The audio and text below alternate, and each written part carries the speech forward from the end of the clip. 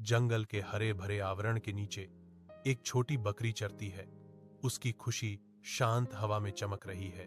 अदृश्य एक चालाक बाघ छाया से देखता है। उसकी आंखें शिकार के इरादे से चमकती हैं, क्योंकि वह अपने शिकार की योजना बनाता है। गणना किए गए कदमों के साथ बाघ अपने चुपके से दृष्टिकोण की शुरुआत करता है। जंगल के दिल में एक शांत शिकारी अभिज्ञ बकरी खाना जारी रखती है, जो खतरे के करीब रेंगने से अनजान है। आंदोलन का एक झिलमिलाहट, जमीन पर एक छाया फैल रही है और बकरी आसन्न खतरे को महसूस करती है।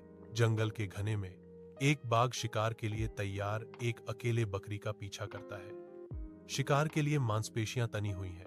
बकरी कांपती है। उसकी आंखें डर से खुली हुई हैं, क्योंकि शिकारी करीब आता है। बकरी की आंखों में चालाकी की एक झलक चमकती है। एक हताश योजना बन रही है।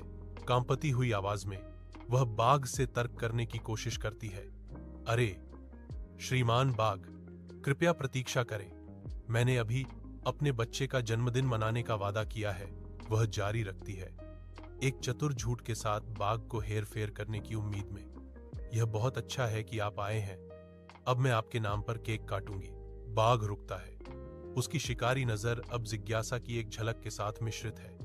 बकरी के शब्द नम जंगल की हवा में लटके हुए हैं। घने चंदवा से शिकारी जैसी आवाजें गूंजती हैं, जो जंगल की हवा में बेचैनी पैदा करती हैं। बकरी मुस्कुराती है। उसकी आंखों में चालाकी की चमक चमकती है, क्योंकि वह सामने आ रहे नाटक की उम्मीद करती है। देखो भाई बाघ, अब मेरे दोस्त भी आ गए हैं, बकरी घोषणा करती है। उसकी आवाज झूठी ईमानदारी से भरी हुई है। वे आपको दावत भी देंगे, बकरी जोड़ती है। उसके शब्द एक सोची समझी जाल है। जैसे ही बाघ शिकारियों के करीब आने की कल्पना करता है, डर उसे जकड़ लेता है। उसकी सहज प्रवृत्ति खतरे का संकेत देती है। बकरी संतुष्टि से देखती है, जैसे बाघ भाग जाता है, फिर धीरे धीरे अपने घर की ओर लौटती है। जंगल एक बार फिर शांत हो जाता है।